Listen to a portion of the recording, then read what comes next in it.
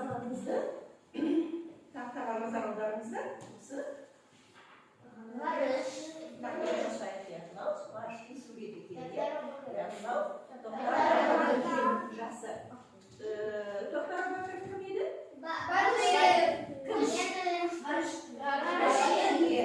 Қандай ақылды, батыл, күшті. Тоқтар Әубәкір сияқты болғымыз келе ме? Хотим быть как он? Яғни бізде көңілді болайық, мықты болайық, күшті болайық. Ендеше балалар, сол үшін сендерге сергіту сәтін сұңғыр керек. Қолдарыңа тұра қойыңдар. Сол қылыстан сергіту сәтін.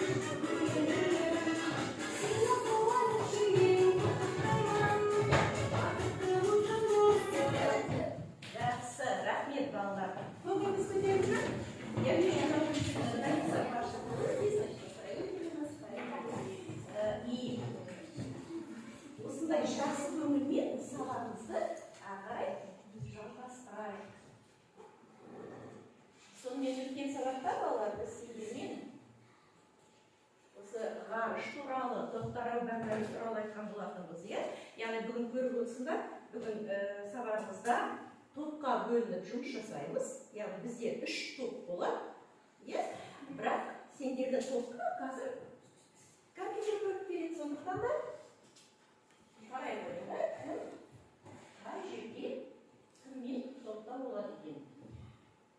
Мен сендердің ісімдеріңді салып қойған болады, сондықтан да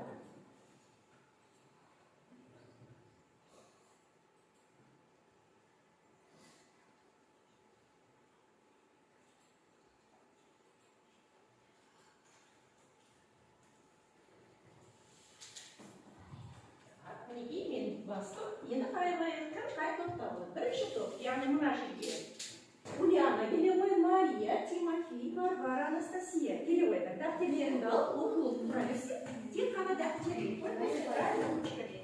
Мына жаққа келе қойдар, тезірек оқыса қойса. Ульяна, Мария, Тимофей, Варвара, Анастасия. Екінші топқа мына жерде Яна, екінші топта, Света жерге келе қой, Ясмин, екінші топта, и Вениамин екінші топта. Марина, сен үшінші топтасың. Арсений топтан ал, Диана үшінші топта бара қой, Дарья үшінші топта, Полина и Ксения. Бара қой.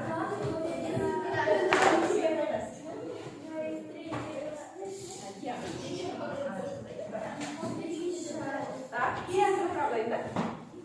Теперь.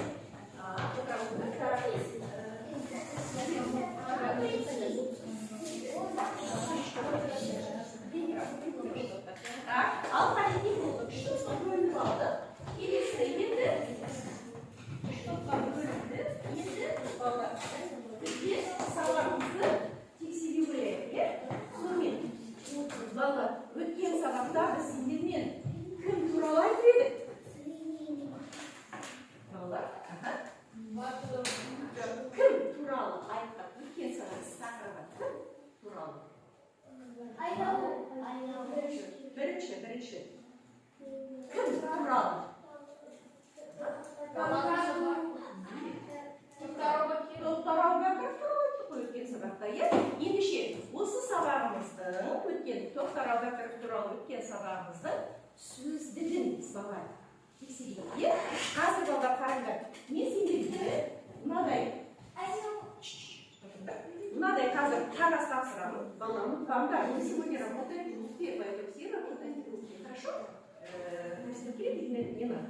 Мен қазір үш топқа мынадай сөздік берген қағаздар таратамын. Сендер осыны тез қандай сөз жасырынғанын жаза қоясыңдар. Жақсы ма? Жақсы. Ендеше сонымен кто будет писать определитесь? Быстро написали. Все получили задание. Сонымен начали мы это тишина. Нету Доголов критерия. Внимание, доголов критерия. Жылдам орындайсыңдар, быстро выполняли. Қатесіз жазасыңдар, вы должны написать без ошибок эти слова. И вы должны, когда отвечать на эти, выполнять задания, вы должны эти слова сказать не с переводом. Ясно? И вы за это получаете 4 очка. Получается, вам 4 слова. Так, время пошло, быстренько. Я вам потом здесь поставлю ваши слова.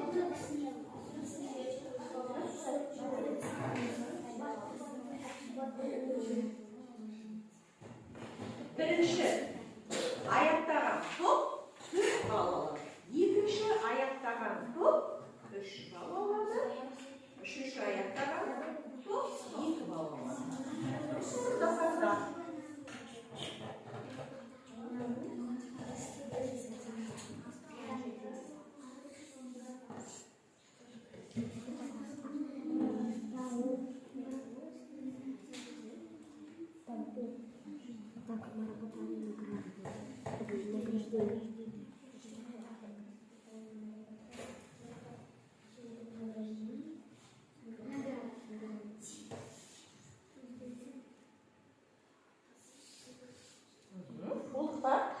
Аяқтаймыз. Қай топ болды? Қай топ болды? Қолыңыз көтеріңіз.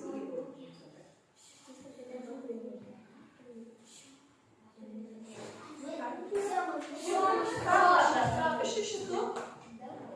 Бірінші топ. Үшінші топ. Екінші. Яғни үшінші топ. Үшінші топ. Жақсы. Ендеше мына бірінші топтан бастаймыз. Қанеге абайдалайды. Қандай сөздер жасырынған? Кім оқиды? Айналу.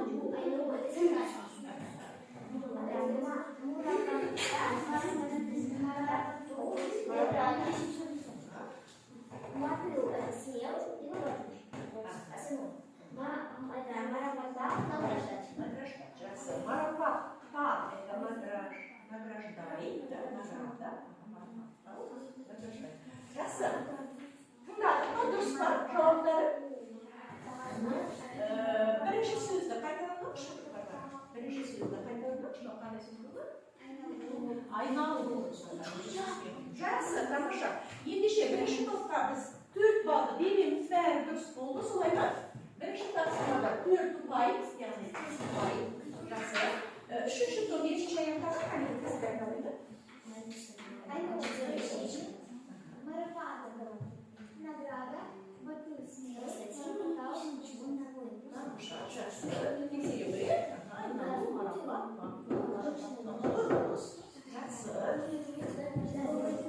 Как мы уже говорили, ребята, раз мы подняли второй, значит у нас будет что-то упаем. Так, почти все верно, но чуть-чуть.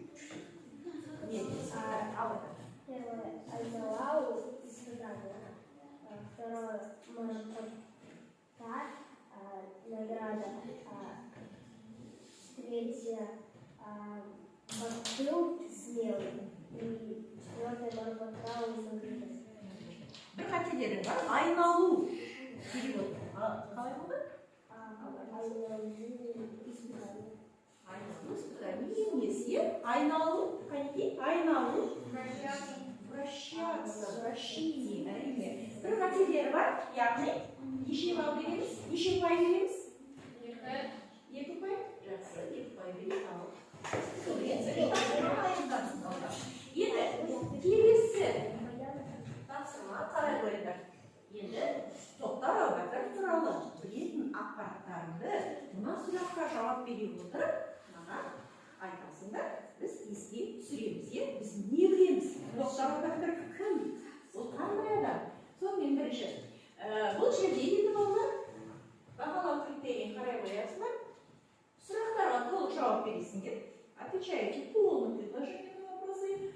там жауап бересіңдер. Раз мы соревнуемся, значит, мы должны получать максимальные баллы, да, стараться? Душоты. Правильно ответы должны. Сіздер понятно? Сіздер жақсы ендеше, понеде, у нас сұрақтарға тиісті жауап берейік. Бірақ қағидамыз бұл жерде, сонымен бірінші. Қазақтың тұңғыш ғарышкері кім? Бірінші бағарда. Қазақстанның тұңғыш ғарышкері Талғат Мұсабаев. Тұңғыш ғарышкер, первый, тамаша жақсы, бір балл есептеп отырыңдар. Яғни жақсы. Келесі екінші сұрақ. Ғарышкер ғарышқа қашан және қай жерден ұшты?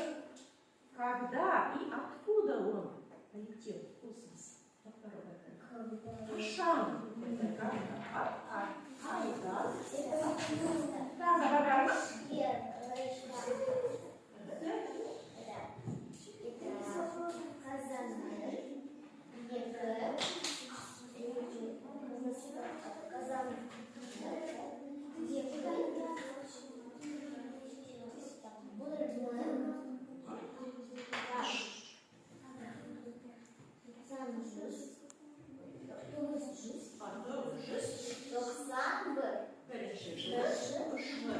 Қайдан ұшты? Откуда? Қайдан? Қайдан? Байқоңырдан. Тамаша. Есептейміз бе? Правильно ответ. Будем считать, ребята? Тамаша. Жақсы. Тағы да бірінші топқа бір ұпай. Келесі. Қандай орденмен марапатталды? Қандай орденмен марапатталды? Орден марапатталды.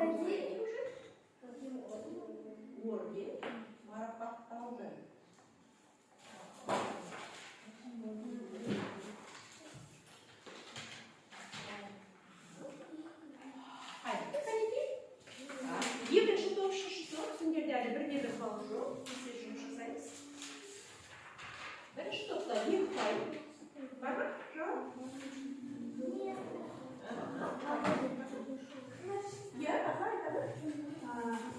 Қазақстан Республикасының ғалымдары атағын алды. Орденер марапатталды. Қандай орден? Название ордена есть? Қандай орден? Орден. Халық қаһарманы. Это звание, а так это звание. А қандай орден алды? Нет, все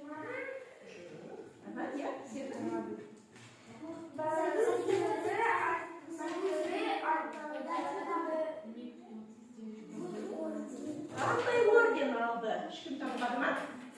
Ендеше өзім айтам, ешқандай топқа балл ұпай болмайды. Отан орденімен наградталды. Жақсы, келесі марапатталды. Келесі, батылдығы үшін қандай атақ берілді? Атақ. Сендер уже жауап бердіңдер оған. Атақ звание. Есть ли там? Ал бір жүз Қандай атақ берілді? Слово атақ. жылы Қазақстанның Республикасының халық қаһарманы атағын алды. Тамаша. Халық қаһарманы атағын алды. Мінекей, тамаша. Ендеше балалар, осы 4 ұпайды критерийге қайтарып аламыз, иә? Жалпы 4 ұпай, 4 ұпайдан 2 ұпайы бірінші топта. Солай ма? 2 ұпай. Екінші топта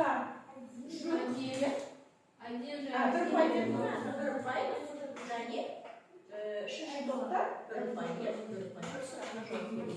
Жақсы, тамаша. Сендерге бір есептеп отырыңдар, тоже считать, извините, я вам ошиблась. Хорошо? Баллы свои, то есть очки. Жақсы, енді сонымен балалар, өткен сабақта Тоқтар Әубәкіров туралы өткен болсақ, енді бүгін кім туралы өтеміз? Қандай тақырып өтеміз? Біз соны қазір мынау материалға қарап табамыз.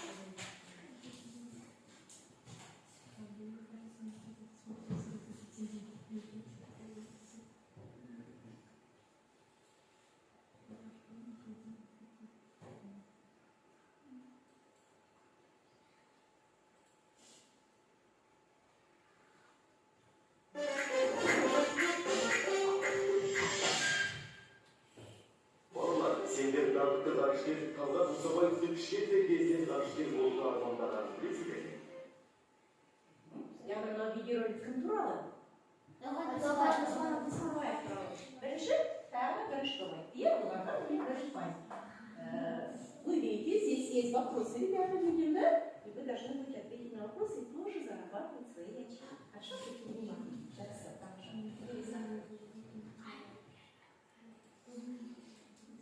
Я сейчас быстренько напишу, потому что дальше у нас тогда не получится. Талғат Мұсабаев. Оның есімін ата-анасы Талғат Бегелдиев болсын деп барымтап қойған. Талғат ағаларының өз Подождите. Оны кімнің құрметіне Талғат деп атаған? В честь кого его назвали? Талғат Ергалиев. Бегелдинов. Тамаша, Варвара, тағы бір жауап берді, яғни бір ұпай. Варвараның тобына кетті. Келесі жақсы, ары қарай тыңдаймыз.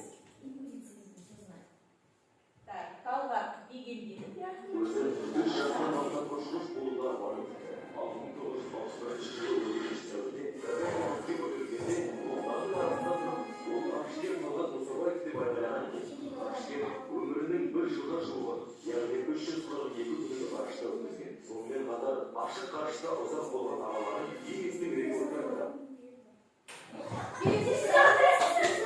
Бұл ғарышта қанша уақыт болды? 342, қазақша сөйлейміз, 342. Тамаша, жақсы. Яғни, үшінші топқа бір ұпай. Ғарышта әр сайын Қазақстан туы мен туған жерінің топырағын бірге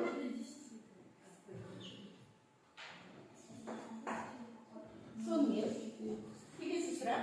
Ол не үшін Гиннестің рекордтар кітабына енді? Что вы включили? 30 часов и 8 минут он пробыл в открытом космосе без... Он Целый отделился месяц он был. от своей ракеты и пробыл в открытом Сейчас, космосе. Ну, переведите слово «долго». Долго. Идите замысить, вы должны написать ответ.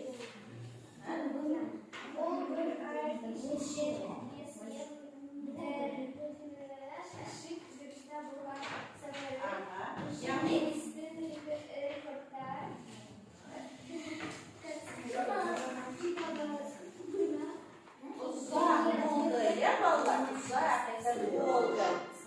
Узак это долго. Жақсы, сонымен қай топқа береміз бір балды? Сразу. Егорға береміз бе, әлде Каринаға береміз бе? Бір балды. Бір ұпай. Кім дұрыс жауап берді? Меніңше, Егор толық жауап берген сияқты, және бірінші алдымен жылдам жауап берген. Каждый раз мы будем учить, кто первый отвечает, да, быстро. Сонымен бұл екінші топқа бір ұпай береміз. Жақсы, тамаша, балалар, келесі енді. Келесі.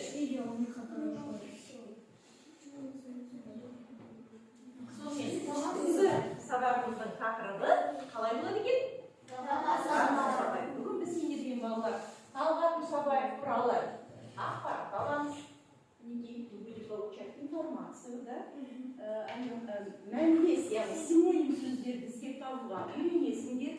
Будем учиться искать, сопоставлять, привести в соответствие синонимы. Жаңа сөздерді үйренесіңдер. Естественно, каждый урок мы пополняем свой словарный запас новыми словами. Я словарными словами. Не бұл бүгінгі сабағымыздың мақсаты.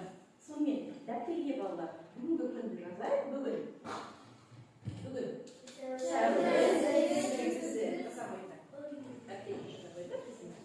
Диана дәптерге қойамыз. Сәуірдің 8-і, сынып жұмысы. Сабақтың тақырыбы сонымен қалай болды? Талғат Мұсабаев деген жазамыз. Талғат Мұсабаев.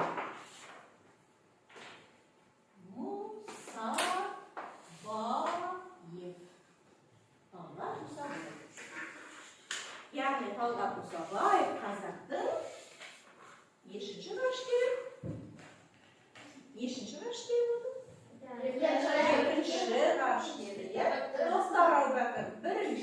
ғарышкер екен. Талғат Мұсабаев. Екінші ғарышкер.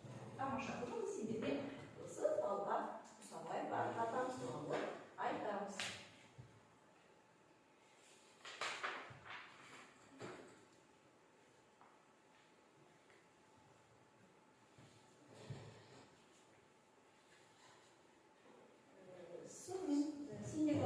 Оқулықтарында Талғат Мұсабаев 18-ші бетте аша қойылды. Қазір мен сендерге видео сабақты да қосамын. Яғни оқулықта жаңа сөздерді дәптерге көшіріп алуларға болады.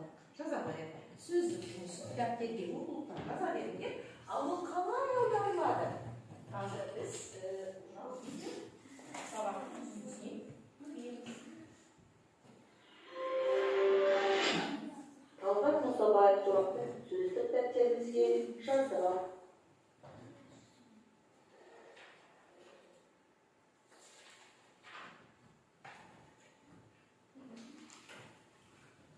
Сонымен, бүгінгі сабағымыздың жаңа сөздері әуе, атмосфера, небо, воздушный. Екінші, құпия. Секрет, тайна. Жымыңдау, мерцать. Мигать. Нужно я еще. Сонымен, әуе, құпия, жымыңдау. Үш жаңа сөз.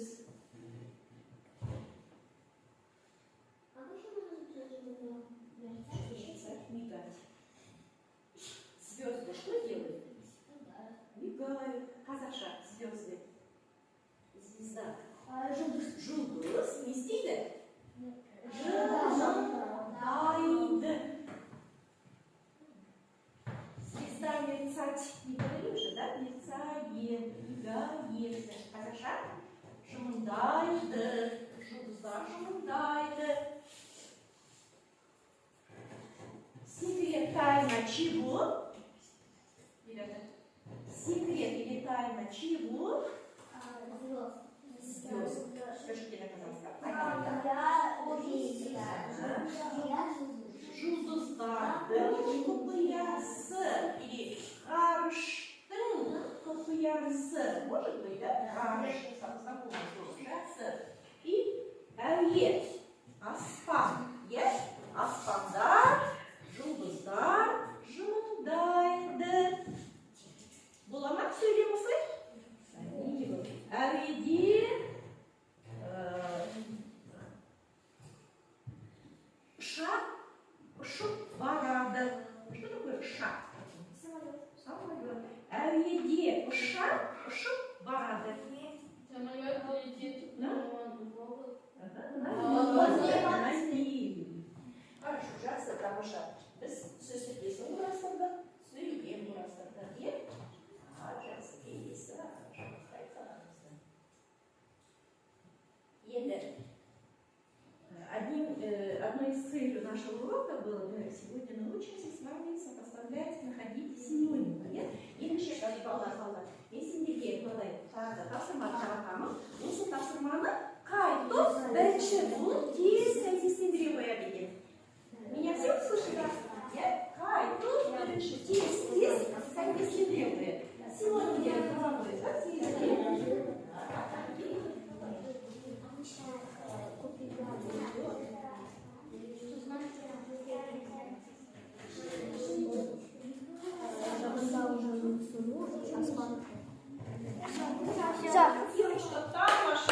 Тамаша, нәтижесі екінші топ болды. Фиксире қояды енді. Бақыз, бақтыр, дұрыс, белгісіз, ұят, дұрыс. Аспан, тамаша, грамусы, жымыңдау. Яғни біз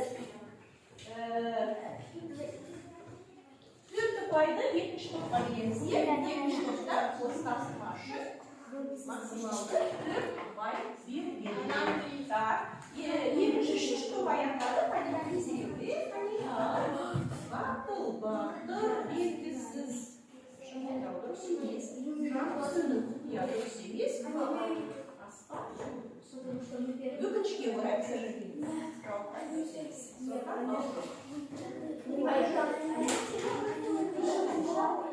Бақтыл бақыр дұрыс, белгісіз құпия дұрыс, көп аспан дұрыс, жаңғысы дұрыс.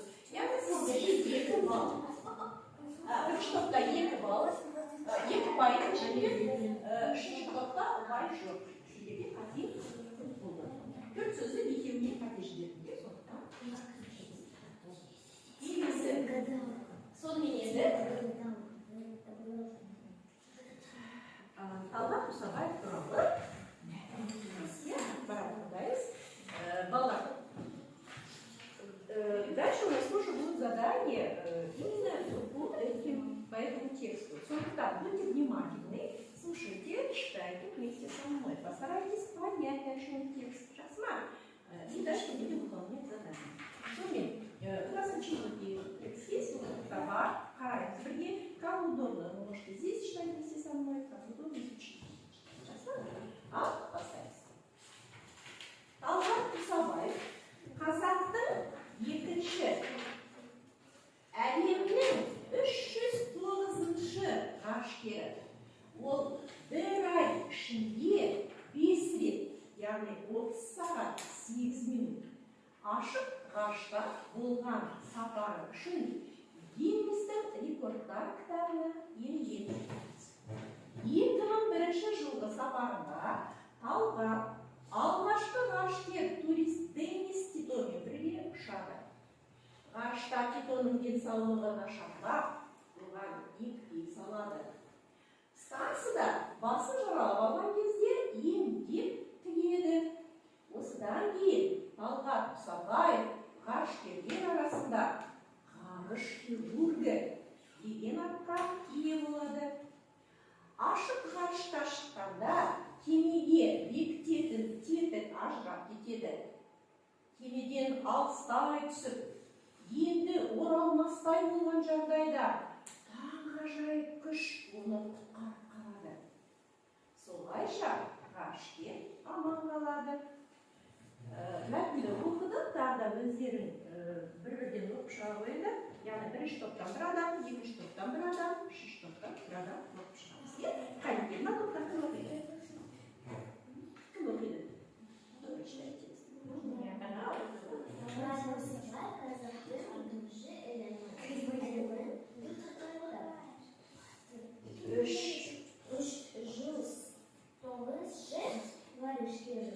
Ол бір ай ішінде 5 рет.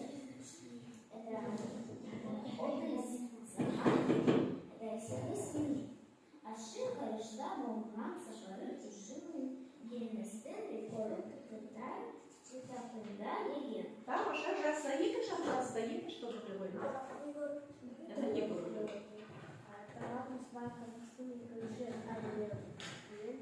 Егор, екінші абзац. Второй абзац. Екі мың.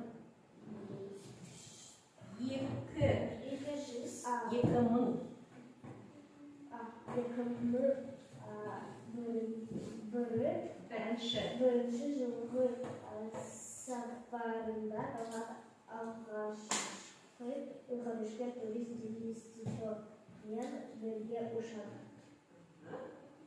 Келесі. Ары қарай. Абзац еще закончится, Егор? Ғарышта Титоның денсаулығы нашарлап оған екпе салады. Станцияда басын жаралап алған кезде емдеп тігеді. Осыдан кейін Талғат Мұсабаев ғарышкерлер арасында ғарыш хирургі деген атқа ие болады. Ашық ғарышта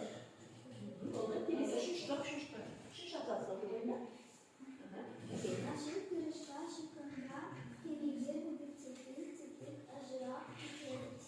Кемеден алыстай түсіп, енді оралмастай болған жағдайда таңғажайып күш оны құтқарып қалады.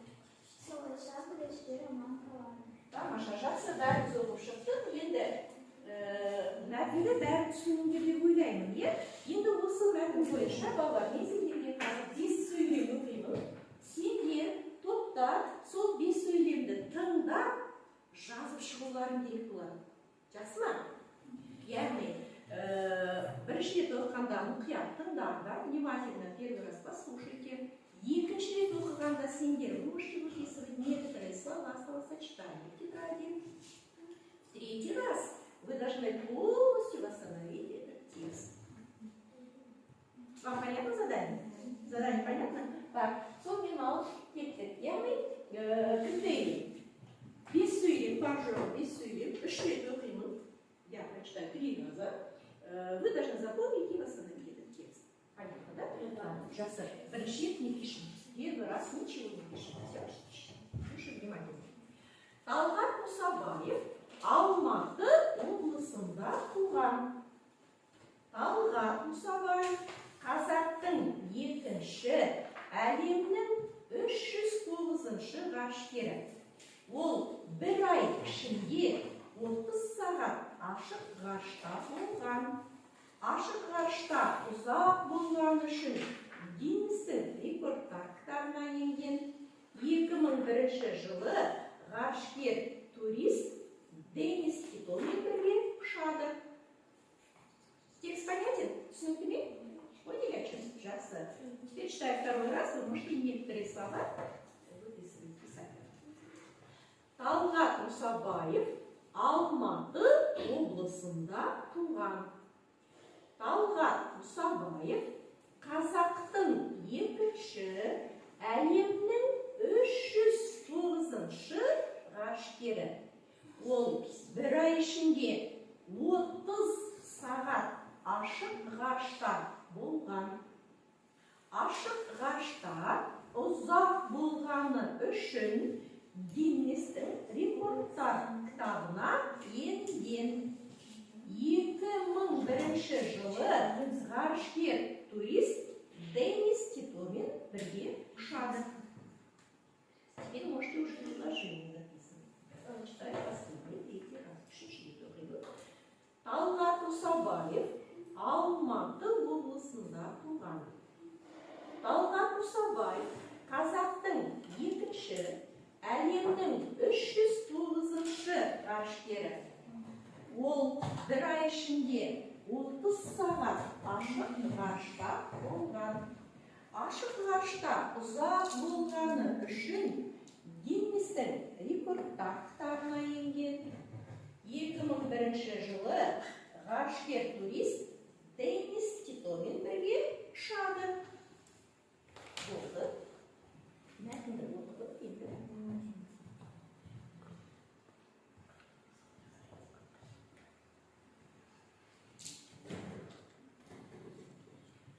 Вы должны постараться максимально полностью передать текст.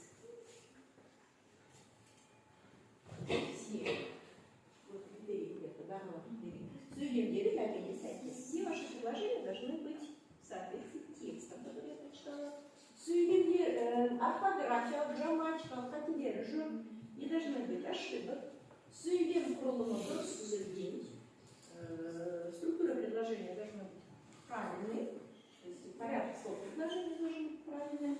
Сөйлем саны 4 элемент. Из 5 предложений вы можете написать 4. Хотя бы. И тогда вы получаете максимально 4 очка. За это задание.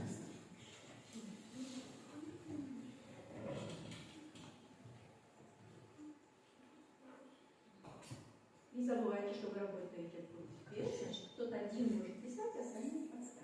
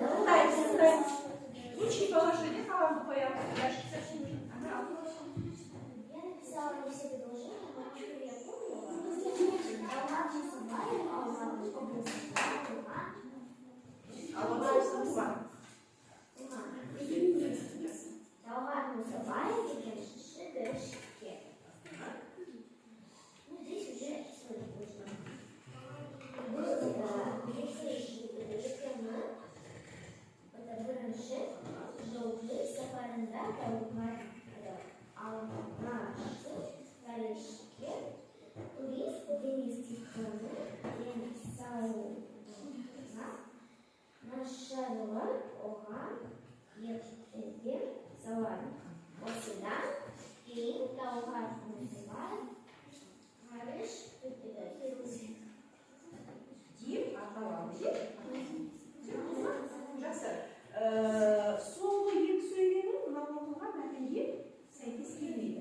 Бірінші екі сөйлем дұрыс, қалған екі сөйлем дұрыс емес.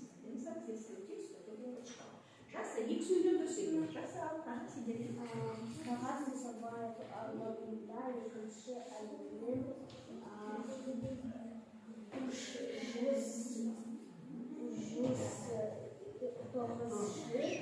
ғарышкерлер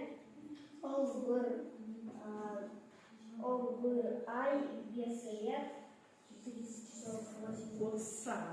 сағат 8 минут ашық ғарышқа болған саттары үшін еліміздің рекорда кітабына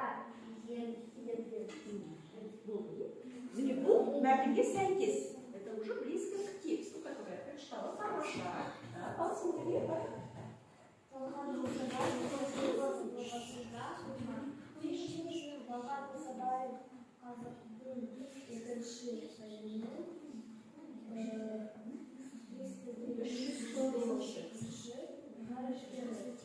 Ол бір ай ішінде естіліп, факсыл сағат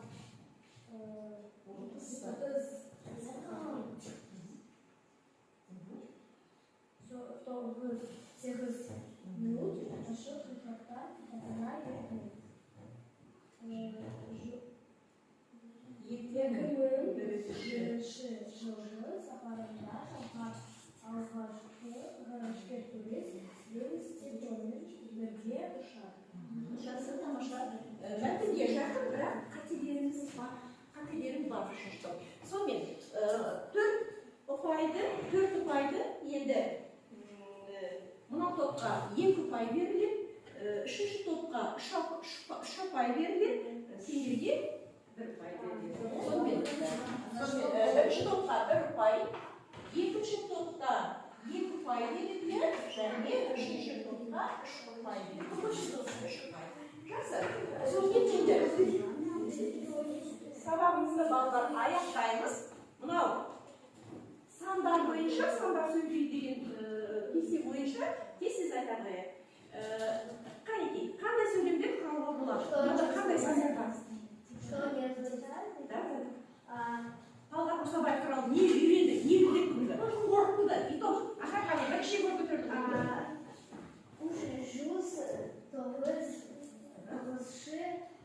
Это 39 космонавт во всем мире. Жақсы, әлемнің 309-шы ғарышкері. Тамаша, мынау не?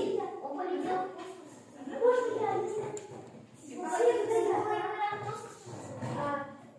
Он родился 7 января. 7 января.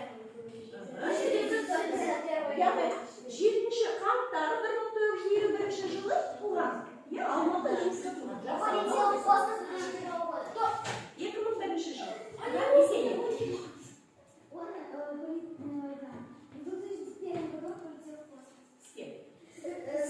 Он полетел с Денисом Тито, и Денис Тито прозвали первым космотуристом. Он провел в космосе 36 Жақсы, тамаша балалар. Бұл біздің бүгінгі Талғат Мұсабаев туралы алған ақпаратымыз. Біз осы сандар арқылы бәрін еске түсірдік. Сонымен балалар, бірінші енді қорытындыға келгенде барлығы бізде бар балалар 23 ұпай болу керек. Сонымен бірінші топты санайық. 4, 6, 7, 8, 10, 11 ұпай. Барлығы 11 ұпай. Нәшеде, екінші топта 3, 4, 8, 10 ұпай. Нәшеде, 3, 4, 5, 8 ұпай. 8 ұпай. Яғни, 10 ұпай. Қараймыз балда, 23 ұпайдың тек қана. Только 50% половину набрали 11 ұпай. Екінші топ тек қана 10 ұпай алдыңдар. және үшінші топ сегіз баяғында. Яғни мен мына топқа 4 қоя аламын, иә, бағаларын 4 бағаламын. Мына топқа 3 қоя алады екенмін. Ал үшінші топқа келесі жылда сабақта кішкене жылдам тезірек жұмыс жасаңдар дейгім келеді. Жақсы ма?